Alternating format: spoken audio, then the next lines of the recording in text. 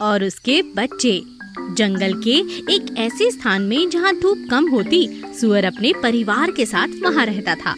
सूअर और उसके बच्चों की वजह से ये जगह बहुत गंदी और बदबूदार थी।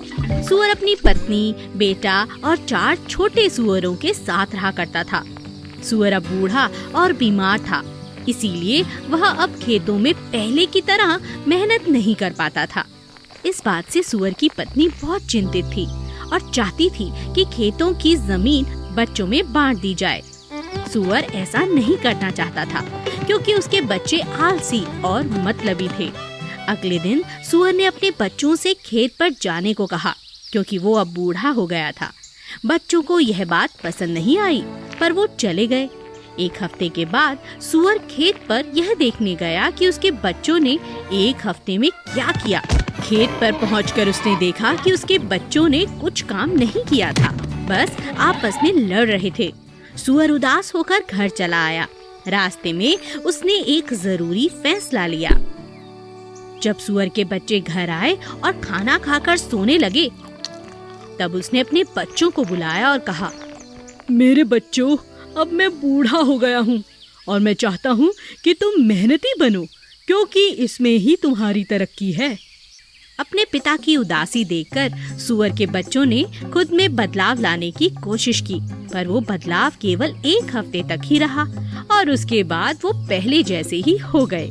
यह देखकर सूअर बहुत परेशान हो गया और सोचने लगा कि कैसे वो अपने बच्चों को मेहनती बना सके ताकि वो समझदार भाइयों की तरह अपना जीवन जिएं। बच्चों, अब मैं बूढ़ा हो गया हूँ। मैं तुम चारों में अपनी जायदाद का बंटवारा करना चाहता हूँ, पर तुम चारों में से कोई भी इतना काबिल नहीं कि मैं उसे जायदाद दूं। यह सुनकर वो सब एक दूसरे की बुराई करने लगे और अपने आप को श्रेष्ठ बताने लगे। बस काफी हो गया। सूअर ने अपनी पत्नी से कुछ झाड़ू मंगवाए और सभी बच्चों को सूअर ने उन्हें एक एक छड़ी तोड़ने के लिए कहा। सबने एक एक छड़ी तोड़ दी। फिर उन्हें झाड़ू तोड़ने को कहा तो वो नहीं तोड़ पाए।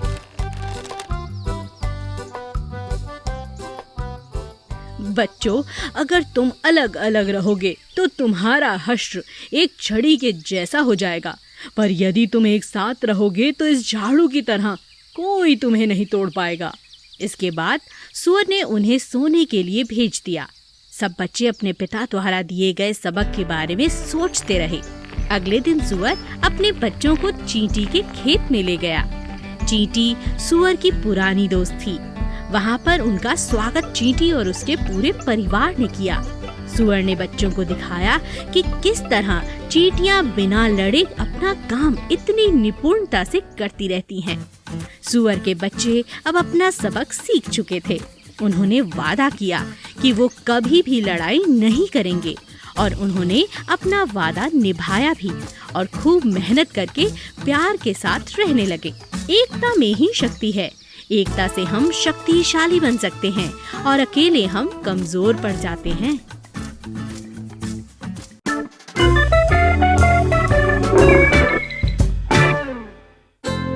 दूध में मक्खी।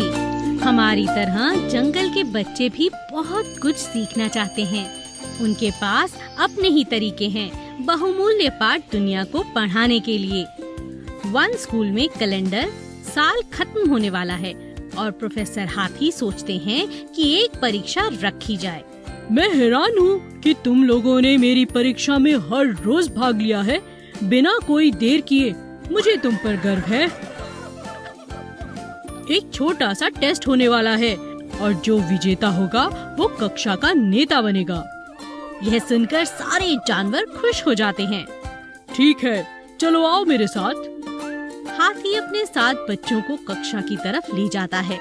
वहाँ जाकर वह देखता है कि एक दूध से भरा एक कटोरा रखा हुआ है जिसमें मरी हुई मक्खियाँ हैं। तुम सब मुझे बताओ कि इस कटोरे में क्या है। सारे बच्चे कटोरे में देखते हैं। भालू सबसे पहले कहता है, इन मक्खियों ने इस दूध की खूबसूरती खराब कर दी है। यह सुनकर हाथी मुस्कुराता है। चलो अगला। अब खरगोश की बारी आती है और वो उलझन में कहता है, मक्खियाँ दूध का आनंद ले रही हैं। यह सुनकर सभी जानवर हंसने लगते हैं। हंसो मत, यह कोई बेतुका जवाब नहीं है। तुम्हें कैसे पता कि खरगोश सही नहीं है? अचानक सारे जानवर आवाजें करना बंद कर देते हैं। अगला।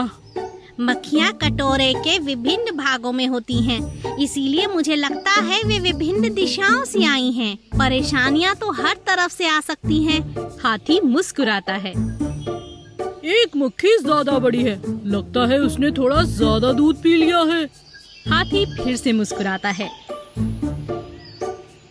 क्या हमारे पास और कोई जवाब नहीं है?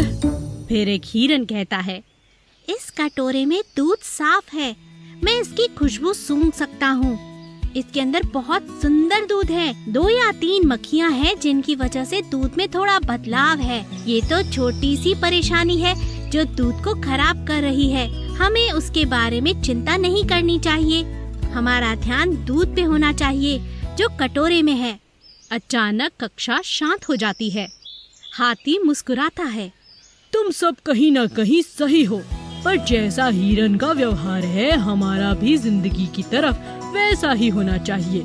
हमें हमेशा अच्छी चीजों पे ध्यान देना चाहिए, न कि परेशानियों पर। जैसा कि कटोरे में दूध है, जिंदगी बहुत बड़ी है, खूबसूरत है। तुम्हें उन चीजों के बारे में नहीं सोचना चाहिए जो मक्खियाँ उनके अंदर हैं। सारे बच्चे मुस्कुराने लगते हैं। अब हमारे पास कक्षा का नेता है। सारे जानवर खुशी से हिरन को बधाई देते हैं।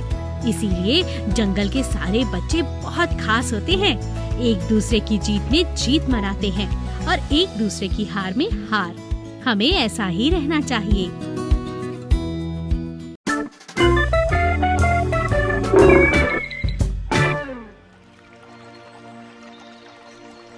गैंडा जिसका कोई दोस्त नहीं था। एक गैंडा अकेला घास चर रहा है। एक सुअर और भेड़िया उस तरफ आते हैं। सुअर गैंडे को बुलाता है, ए दोस्त, आओ हमारे साथ आओ, हम झरने की तरफ जा रहे हैं। हमारे सब दोस्त वहीं हैं। कौन से दोस्त? मेरा कोई दोस्त नहीं है और मुझे दोस्त चाहिए भी नहीं। सुअर और भेड़िए को यह बात अच्छी नहीं लगती। आओ दोस्त, हम सब एक जैसे ही हैं। तुम हमारे साथ कुछ समय क्यों नहीं बिताते? आओ मजाक करते हैं। धन्यवाद, पर मैं नहीं आऊँगा, आप लोग जाओ। भेड़िया और सुअर को बुरा लगता है, पर वो वहाँ से चले जाते हैं। शाम का समय है और जानवरों का एक झुंड झरने की तरफ से वापस आ रहा है। आज मैंने अच्छा समय बिताया। क्या मजेदार दिन था। मुझे तो नाच कर बहुत खुशी मिली। पर मेरी कलाबाजियाँ सबसे अच्छी थी। थोड़ी देर बाद खरगोश अपने दोस्तों को अलविदा कहता है। अच्छा, तो मैं चलता हूँ। अरे भाई, तुम चिंता क्यों करते हो? वो तो तुम्हारी कभी नहीं सुनता। अगर वो बदल गया तो कोशिश करने में कोई हर्ज नहीं है। अच्छा, मैं तुम सबसे बाद में मिलूंगा। खरगोश गैंडे के पास जाकर उसका हाल चाल पूछता है। गुड इवनिंग दोस्त। गैंडा उसे कोई जवाब नहीं देता। खरगोश एक छोटी सी चट्टान पर बैठता है और कहता है, तुम्हें पता है आज क्या हुआ? हमारे साथ हाथी भी नाचा, बड़ा मजा आया। गैंडा उसकी तरफ ध्यान नहीं देता और अपना काम करता रहता है। खरगोश रोज गैंडे से मिलने आता है। आज हम छुपा छुपी खेलेंगे। आज तो कौवे की टांग में थोड़ी चोट लगी है और आज राजा भी हमारे पास आया। क्या तुम विश्वास करोगे? कल हम सब झील की तरफ जाएंगे। लेकिन उसे कोई उत्तर नहीं मिला। कुछ ही दिनों में गैंडा अकेलेपन से ऊब जाता है। अब वह खरगोश से बात करना चाहता है। वह रोज चट्टान के पास खरगोश का इंतजार करता है, लेकिन खरगोश नहीं आता। एक दिन गैंडा सोचता है, मुझे जाकर खोजना होगा कि वह कहाँ है। गैंडा जंगल में घुसता है। वहाँ उसे हिरन मिलता है। मैं अपने दोस्त खरगोश से मिलना चाहता हूँ। क्या तुम्हें पता है वह कहाँ मिलेगा? तुम कह रहे हो कि वो तुम्हारा दोस्त है और तुम्हें ये भी नहीं पता कि वो कहाँ है? गैंडा शर्मिंदा होकर वहाँ से चला जाता है। फिर उसे कौवा मिलता है। गैंडा कौवे से पूछता है, क्या तुम्हें पता है खरगोश कहाँ है? कुछ समय से मैंने उसे नहीं देखा। मैं तो तुम्हें पहली बार देख रहा हूँ। तुम कौन हो मैं तुम्हें नहीं जानता, इसीलिए तुम्हें उसके पास लेकर नहीं जा सकता। अब गैंडा कुछ नहीं कह पाता और वापस चला जाता है। वो उस चट्टान पर जाकर बैठ जाता है और उदास हो जाता है। अगले दिन खरगोश गैंडे के पास आता है और वहीं आसपास घूमने लगता है। गैंडा बहुत दिनों के बाद खरगोश को देखकर बहुत खुश होता है। मेरे प्यारे दोस्त, तुम कहाँ थे? मैंने तुम्हारी कमी बहुत महसूस की। मैं सोचता था कि तुम दोस्तों से नफरत करते हो। मेरे प्यारे दोस्त, मुझे माफ कर दो। अब मैं समझ गया हूँ कि दोस्तों के साथ कितना अच्छा लगता है। मुझे तुम और तुम्हारी कहानियाँ बहुत याद आईं। अब मैं भी जंगल का एक हिस्सा बनना चाहता हूँ। तो हम झील की तरफ चलें? ठीक है। खरगोश और गैंडा खुशी खुशी झील की ओर जाते हैं।